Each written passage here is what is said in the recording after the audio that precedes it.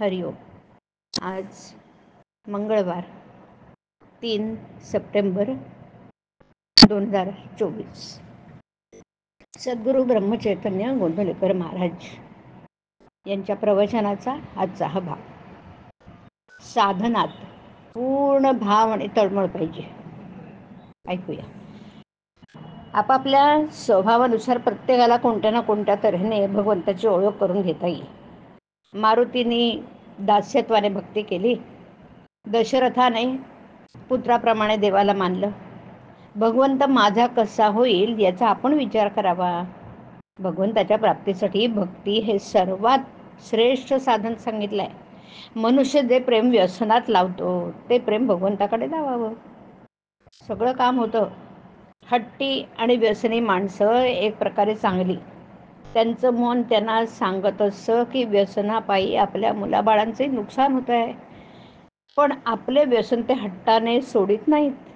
हाच हट्ट किंवा निश्चय म्हणूया भगवंताकडे लावला की परमार्थ झाला ना. माझे गुणदोष मी देवाला वाहिले की अर्पण भक्ती. आपण देवाची भक्ती करतो, परंतु त्या भक्तीत खरं प्रेम येत नाही हो. याचं कारण असं म्हणजे आपली दृष्टी चारी दिशांना फाकलेली असते. ती प्रथम एकाग्र करावी. थोडं करावं, पण एकाकार होऊन करावं. परमार्थ कंटाळवाणेपणाने करू नये. आपल्या भावनेला व्यक्त व्हायला योग्य दिशा कशी मिळेल इकडे लक्ष द्यावं. परमात्मा पंढरपुरात आहे असं साधू संत म्हणत आले, परंतु आपल्याला तो दगडच दिसतो. आता हा दोष कोणाचा?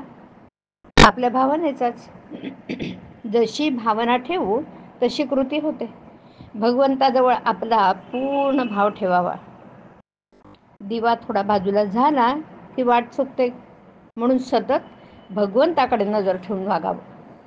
साधनावर सतत जोर द्यावा. तारासुरा वाचून प्रेम येत नाही असं थोडंच आहे.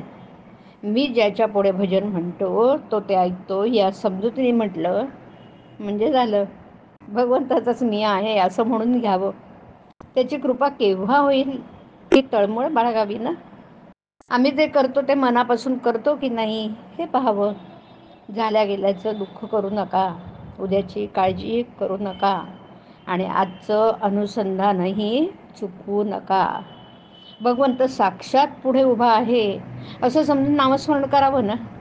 प्रत्येक नामात भगवंत करता असं म्हणावं, म्हणजे अभिमान वाट अडवणार नाही. लाभहानीचे सुखदुःख न वाटणं ही खरी भक्तीची प्रगती. देहाच्या कर्तव्याचा मर्यादा सांभाळून विषयातली वृत्ती भगवंताकडे लावणं हेच खरं सीमोल्लंघन आहे ना.